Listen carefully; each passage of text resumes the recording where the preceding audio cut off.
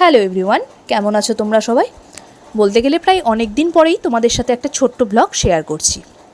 আর ক্যাপশানে যে লিখেছি না, অনেক দিন পরে মনের ইচ্ছে পূরণ হলো, সত্যিই তাই। অনেক দিন পরেই মনের ইচ্ছে পূরণ করার জন্য রেডি হয়ে পড়েছিলাম আজ।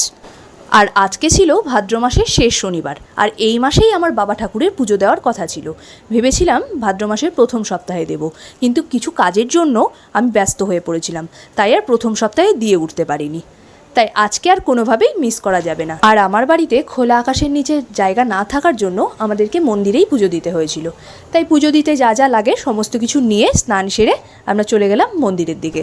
আর পুজো শুরু হওয়ার বেশ অনেকক্ষণ আগেই আমরা পৌঁছে গিয়েছিলাম, কারণ ঠাকুরকে যেভাবে ইচ্ছে ছিল আমাদের সাজানোর, সেইভাবেই যেন সাজাতে পারি, তার জন্য অনেকটাই আগে গিয়েছিলাম।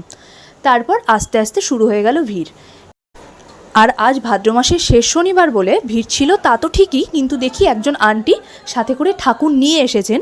ওনার বাড়িতে জায়গা নেই, তাই মন্দিরে ঠাকুর বসিয়ে পুজো দেবেন। তাই ঠিক তার কিছুক্ষণ পরে দেখি আমাদের বাড়ির পাশেরই এক আন্টি, ওনাদের বাড়িতেও পুজো দেওয়ার জায়গা ছিল না, তাই জন্য জোড়া বাবা ঠাকুরের মূর্তি নিয়ে গেছিলেন ওখানে মন্দিরে বসিয়ে পুজো দেবেন। তাই একসাথে 4টে বাবা ঠাকুরের পুজো হলো আজ। আর আমার জীবনে এই জিনিসটা প্রথম দেখা, যে 4টে বাবা ঠাকুরের পুজো হচ্ছে একসাথে। অন্য ঠাকুরের পুজো আমি দেখেছি, মা কালীর পুজো দেখেছি আমি, অনেক ঠাকুর একসাথে বসিয়ে পুজো করেন, কিন্তু আমি বাবা ঠাকুরের পুজো আমি কোনোদিন দেখিনি এতগুলো ঠাকুর একসাথে পুজো করছেন।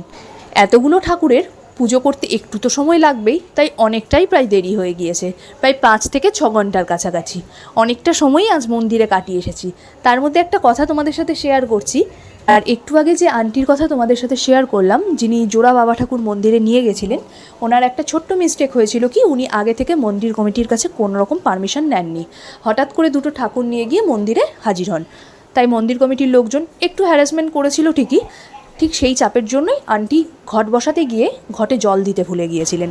আর পুজো প্রায় শুরুই হয়ে গিয়েছিল, আর সেখানে তো অনেক লোক ছিল, সবাই একসাথে দাঁড়িয়ে পুজো দেখছিলাম।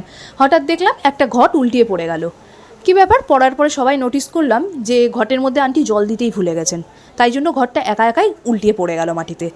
আবার নতুন করে তারপরে পুজো শুরু হলো নতুন ঘট কিনে নিয়ে এসে। সত্যি বলতে আজ পুজো দিতে গিয়ে অনেকগুলো ঘটনার সাক্ষী হয়ে থাকলাম। ঘট উল্টোনোর ব্যাপারটা তো আছেই, যে ঘটটা যদি উল্টিয়ে না পড়তো কেউ নোটিসই করতো না যে ভেতরে জল নেই। উপরে ডাব দিয়ে সুন্দর করে সাজিয়ে গুছিয়ে ঘট রেডি করে ফেলেছিলেন। আর দ্বিতীয়ত, এই 4টে ঠাকুরের পুজো একসাথে দেখা। মন্দিরে প্রচণ্ড ভিড় থাকায় পুরোটা পারিনি, যতটা সম্ভব হয়েছে তোমাদের জন্য কিছু ভিডিও ক্লিপ আমি তুলে নিয়ে এসেছি। হয়তো তোমাদের দেখতে একটু অসুবিধে হবে, কারণ পিকচার কোয়ালিটিটা একটু খারাপ। ঠাকুরের পেছন দিকে লাইটটা থাকায় ঠাকুরের মুখ ক্লিয়ার বোঝা যাচ্ছিল না। পর পুজো প্রায় শেষ, অঞ্জলি দিয়ে ভোগ খেয়ে বাড়ি চলে আসার পালা। আজকের ভিডিও এই পর্যন্তই।